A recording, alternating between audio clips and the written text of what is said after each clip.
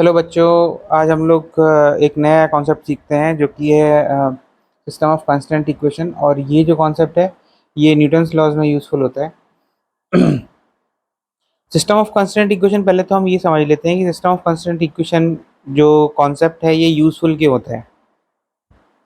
जब आपके पास complicated type के प्रॉब्लम्स आते हैं, जैसे कि ये मैंने एक प्रॉब्लम दिया हुआ है जिसमें आपके पास दो पुली है, नंबर 1, नंबर 2, नंबर 3, और पुली नंबर 2 और पुली नंबर 3 से ब्लॉक अटैच्ड है नंबर 5 एंड नंबर 4।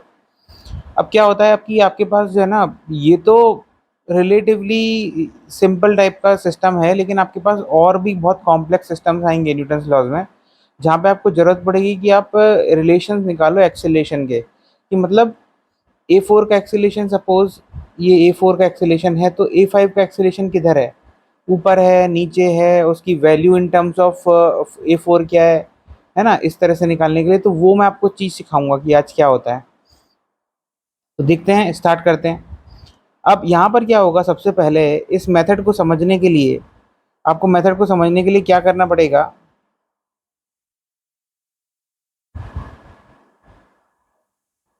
इस मेथड को समझने के लिए सबसे पहले आपको कुछ स्टेप्स याद रखने पड़ेंगे। पहला स्टेप क्या होता है? फिक्स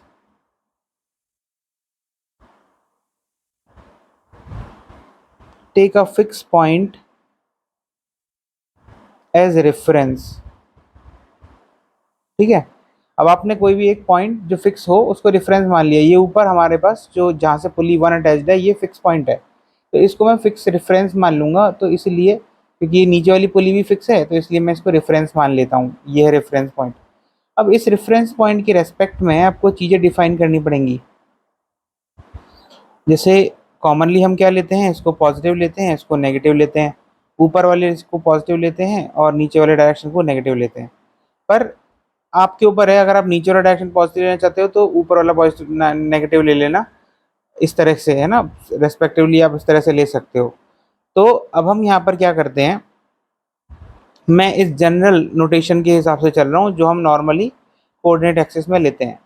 अब हमने फिक्स कर दिया रेफरेंस। नाउ सेकंड जो स्टेप होगा, उस सेकंड स्टेप में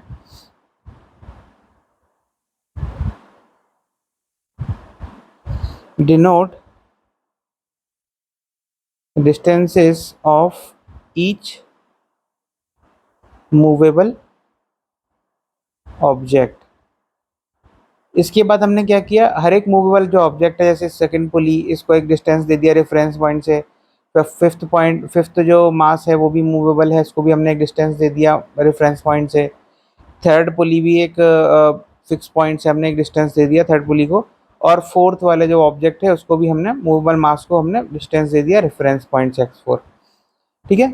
अब थर्ड पॉइंट जो है, थर्ड पॉइंट क्या होगा, now you have to know. अब आपको यहाँ पर पता होना चाहिए, ये जो स्ट्रिंग है आपके पास, जो धागा है जो इन पुलीस को अटैच कर रहा है और ब्लॉक को पुली से अटैच कर रहा है, ये एक फिक्स है, इसकी लेंथ फिक्स है।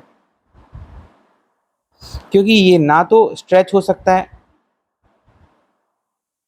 और ना ही कंप्रेस हो सकता है ना, वो वाला केस तो हम ले ही नहीं रहे हैं। तो ये जो चीज़ है, ये चीज़ हमें देगी, थर्ड पॉइंट हमें देगा रिलेशंस। कैसे, मैं आपको बताता हूँ। अब हमारा काम चालू होता है। अब हम यहाँ पर हर एक स्ट्रिंग की लेंथ फिक्स कर लेते हैं। ये पहली जो स्ट्रिंग है जो 2 से लेके 3 तक आ रही है, इसकी लेंथ कितनी है, x2 plus x3 is equal to constant. मैं वांटेडली इस पुली के ऊपर की लेंथ नहीं ले रहा हूँ, क्योंकि उसको मैं बाद में आपको समझ में आएगा कि इसको डिफ्रेंशिएट करने पर ही जीरो ही आता है, क्योंकि ये लेंथ हमेशा कांस्टेंट है, इसको लेने की जरूरत नहीं है। x2 plus x3 is constant.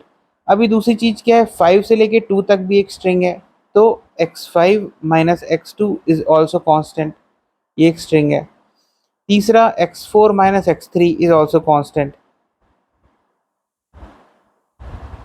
ये 3 इक्वेशन मेरे पास बच गई। अब मैंने इसको अगर डिफ्रेंशिएट किया तो मेरे पास क्या आएगा, dx2/dt plus dx3/dt is equal to zero. तो इससे क्या होगा, मेरे पास v2 plus v3 is equal to zero. यानी कि मेरे पास क्या आएगा, v2 is equal to minus v3। ये मेरे पास एक रिलेशन आ गया कि जो वेलोसिटी v2 की होगी v2 की वेलोसिटी अगर ऊपर है तो v3 की वेलोसिटी नीचे होगी, v3 की वेलोसिटी ऊपर है तो v2 की वेलोसिटी नीचे होगी। ठीक है। अब यहाँ से सेकंड रिलेशन से मेरे पास एक और चीज़ आएगी कि इसको डिफरेंशिएट करूंगा तो मेरे पास क्या आएगा, dx5/dt minus dx2/dt is equal to 0, यानी कि मेरे पास क्या आएगा, v5 is equal to v2। ये दूसरी रिलेशन आ गई, यानी कि v2 की जो वेलोसिटी है वो v5 की वेलोसिटी है, दोनों की सेम है। सिमिलरली इस थर्ड इक्वेशन से मेरे पास क्या आएगा, v4 is equal to v3 differentiate करने के बाद।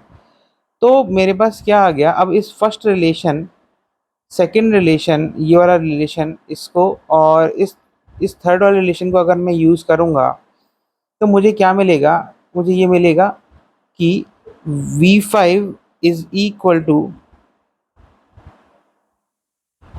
माइनस v4, और अगर मैं इसको फर्दर डिफरेंशिएट करूं dv5/dt is equal to minus dv4/dt, तो मेरे पास क्या आएगा, a5 is equal to minus a4। यानी कि मेरे पास जो फाइनल रिलेशन आई है, इससे मेरे पास मुझे क्या समझ में आया कि ये जो acceleration of the fifth block जो है, अगर वो नीचे की तरफ होता है